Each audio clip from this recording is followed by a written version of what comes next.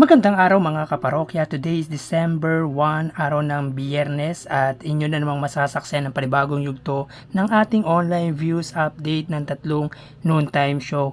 At bago natin simulan ay pakisubscribe ang aking YouTube channel, pakiclick ang bell notification icon para lagi kayong updated sa mga bagong video na ilalabas ko. So mga kaparokya, upon checking sa Eat Bulaga, ang kanilang guest ay sina Zandra Aguinaldo at Miss Mariz Umali na naglaro sa segment na Ikaw ang Pinaka. Samantalang ang E80 naman ay naging panauhin nila ay si David Pomeranz.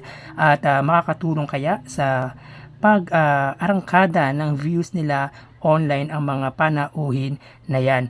So, tara ating alamin ang kanilang online viewership sa oras na ito. Para sa Itbulaga, Undertape Incorporated Facebook page na may 310k followers, sa E80 Under TVJ Facebook page na may 1.8 million followers, at sa It's Showtime na may 16 million followers. So as of 12:55, ang Eat Bulaga ay may kasalukuyang 473 live viewers, samantalang ang E80 ay may 9k live viewers at ang It's Showtime ay may kasalukuyang 4.5k live viewers. So i-click po natin yan. Ang Eat Bulaga ay may 475 live viewers. Ang E80 naman ay mayroong 9k live viewers at ang Eat Showtime ay may kasalukuyang 4.5k or 4.6k live viewers. So sa Facebook Live, ang nanguna ay ang E80 ng Tito Vic and Joey, pumangalawa ang It's Showtime ng Madlang People at ang Eat Bulaga ang siyang pumangatlo. So mapunta naman po tayo sa YouTube Live ng tatlong noontime show.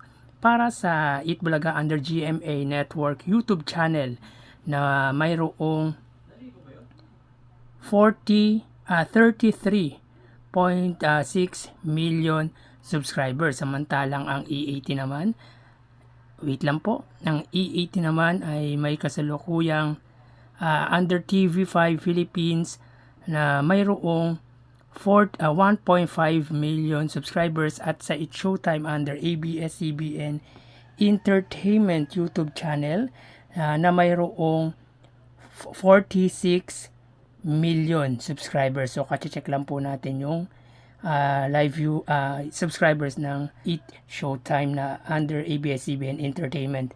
So as of 12:56, ang Eat Bulaga ay mayroong 1.8k live viewers.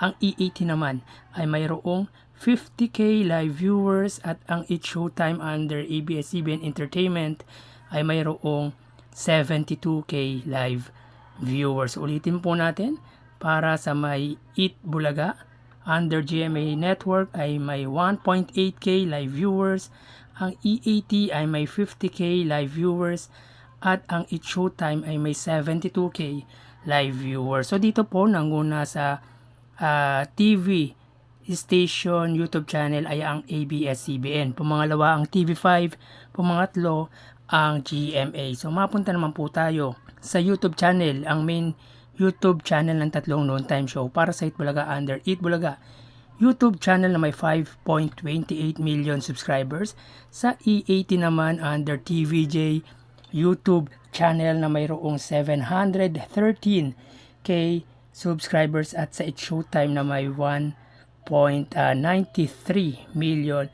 subscribers.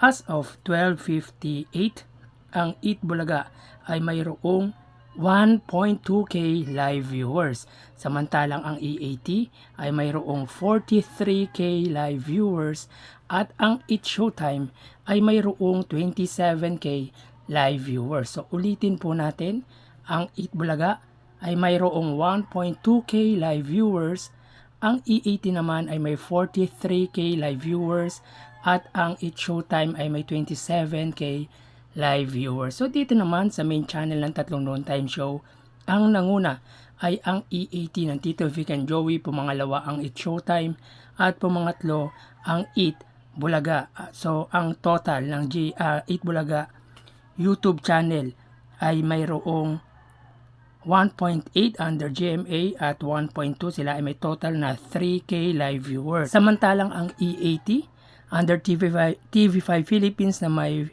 50K plus 43K under TVJ sila ay may total na 93K live viewers. At sa Showtime na may 72K under ABS-CBN Entertainment plus 27K under ABS-CBN Showtime sila ay may total na 99K live viewers. So ulitin po natin, ang Itbulaga ay nakakuha ng 3K live viewers. Ang E80 naman ay nakakuha ng 93K live viewers. At ang Showtime ay nakakuha ng 99K live viewers. So yan po ang lumalabas sa kanilang online viewership sa oras na ito as of 12:59 at mamaya ay magbabalik tayo sa ikalawang yugto ng ating online views update ng tatlong noontime show. Magpapaalam po muna ako at magsikain po muna kayo. Thank you and God bless.